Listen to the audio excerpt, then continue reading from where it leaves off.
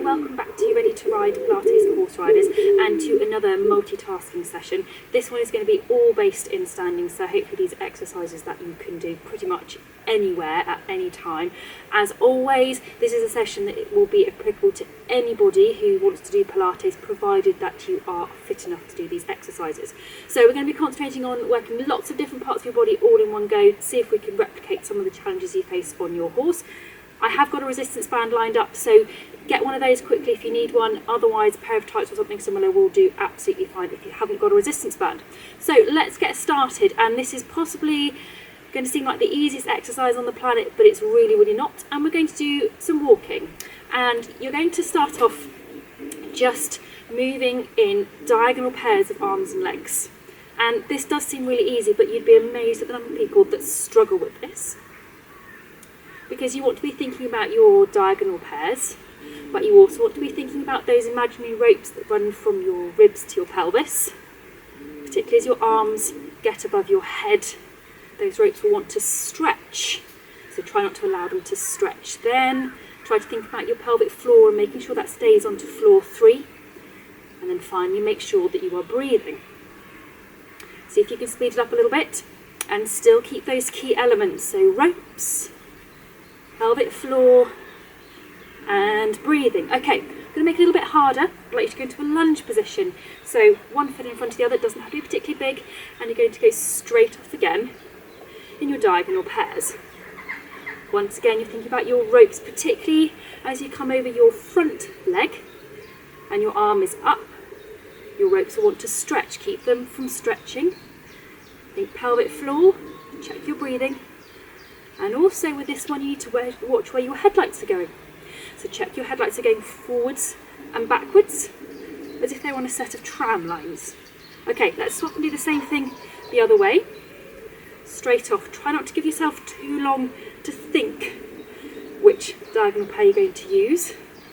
You want to get your brain really sharpened up, so it's almost automatic. You will probably find with this version, the lunge version, that one diagonal is easier than the other. So again, think ropes, pelvic floor, breathing, and headlights, as well as your diagonal pairs. Okay, right, let's give that one a breather. We're now going to move on to a really challenging one. Again, looks quite simple, but it's really not. If I stop talking, just watch what I do, because I find it really hard to talk and act at the same time. So we'll see how I get on. So we're going to do your foot series with some arms. We're going to go up onto your toes, bend your knees, drop your heels, straighten up. So onto your toes, bend your knees, drop your heels, straighten. Toes, bend, heels, straighten. Toes, bend, heels, straighten. Toes, bend, heels, straighten. Toes, bend, heels, straighten. Toes, bend, heels, straighten. One more. Toes, bend, heels, straighten. Easy peasy. Now we're going to reverse it. So you're going to bend your knees, lift your heels, straighten and down. So bend, lift, straighten, down. Bend, lift, straighten, down. Bend, lift, straighten, down. Bend, lift, straighten, down. Bend, lift, straighten, down. One more. Bend, lift, straighten, down. Easy peasy when you practice, but it's such a good one to do because it really works so many different parts of your body.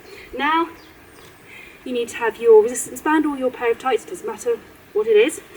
We're going to do your star lunges, but add in the hands as well, because I think so often when you're riding, it's about making sure that your hands stay level and still in the contact, no matter what the rest of your body's doing. So this is a really useful one. So we're going to start off, doesn't matter which leg you go, we're going to go forwards, then diagonal, side, diagonal, and back. Always go back onto a bent knee. We'll go with the other leg. So forwards, diagonal, side, diagonal, back onto bent knee. Easy? Okay, now next one you do, I want you to think about keeping your hands in that nice even equal contact position, shoulder blades back and down. Headlights pointing straight ahead, pelvic floor onto floor 3, and breathing. So as you go into each position of the lunge, You want those headlights to stay to the front, so that movement is all coming from your hip. So that directional control, directional positioning of each part of the lunge comes from your hips, not because you have changed the angle of your pelvis. All the time, keep those headlights to the front. All the time, keep your hands level, shoulders back and down. Pelvic floor onto floor 3, one more each way, as fast as you can go. Oop, losing my hands there. One more this way.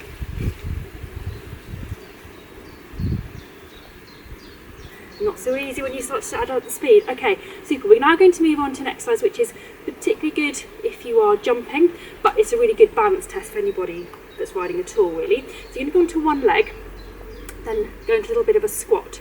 Then take your arms forwards as if you're going over a fence, and then you're going to move your hands. Then we're going to go to the other leg into that squat, and then move your hands. So as you go into that squat position, hands forward as if you're going over a fence, you've got to now control the leg that you're on.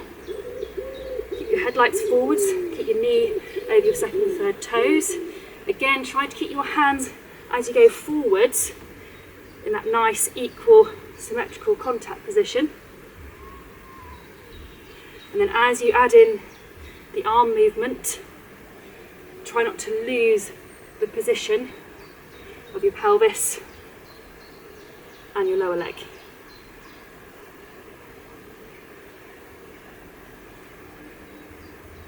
And don't forget, try to keep breathing as well.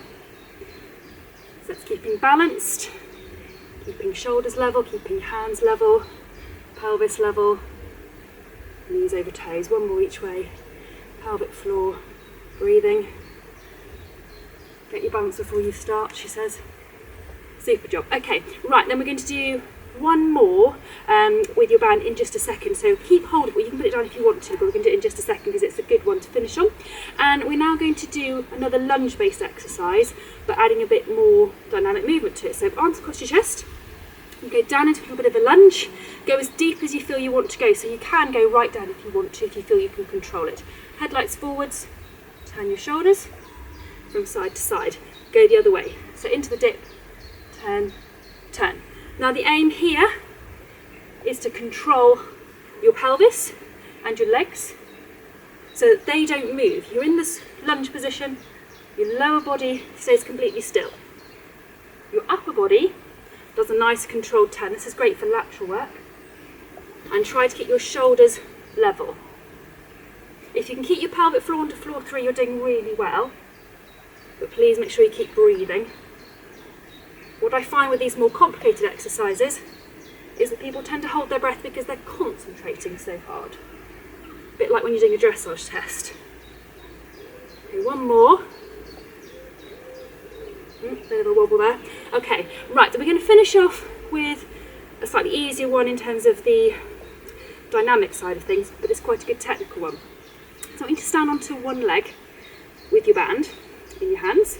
Again, get that arm position before you start. So shoulders back and down, hands level in that nice normal contact position. Headlights forwards, pelvic floor onto floor 3. Then you're going to turn your shoulders from side to side. So a little bit like what we just did with your rotation in the squat position, but this time you're on the one leg and you've got your band in your hands. So you've got to try and focus on keeping your hands level. So you're getting the idea here? Once again, your lower body is still as your upper body is on the move. Let's have a go on your other leg. You'll probably find that one side is easier than the other. Shoulders back and down, hands level, headlights forwards, pelvic floor, into that turn. This is such a lovely exercise.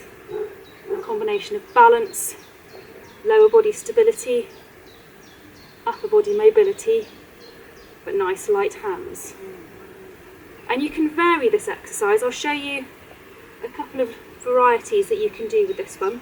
So you can, if you want to, you can do it with your arms up and out. So same thing, headlights to the front, keeping your arms out. Do that on the other leg. So again, headlights to the front, and keep those arms out. The great thing about the band is that it gives you a bit of feedback. If you start to lose the tension or increase the tension, you'll be able to tell from the band. Or you can do it with your arms out in front. So again, before you start, headlights to the front, shoulders back and down. This is perhaps slightly easier for seeing what your hands are doing. And the reason I use the band, particularly a nice yellow one, I know the yellow is really easy in terms of resistance, but it's really easy to see. Because it's bright, you can't help but see if your hands are level. Again, shoulders back and down, headlights forwards, and then with your level hands. As I said, you will find one side easier than the other. And then your final position that you could have a go at is up above your head. Hopefully you're not going to be riding with your hands up above your head too much, but it's good to give yourself a bit of a challenge. So again, shoulders back and down, headlights to the front, and try to turn, keeping the pelvic floor onto floor 3. Really focus, headlights forwards. Keep breathing. Keep those headlights forwards. Okay, last one on the other leg. So headlights, shoulders. I think one of the things that I find when I'm doing these is that I'm concentrating on so many things that I then find that my shoulders have started to creep up and there's tension creeping in there. So that's something else to add into your checklist. Always shoulders back and down and open, and that's going to help your hands to stay relaxed. If your shoulders start to get tense, then your hands will start to move and do strange things. Okay, so those are just a few exercises that are really good for multitasking. I hope you find them useful because they're all standing ones. You should be able to do them quite easily at any time.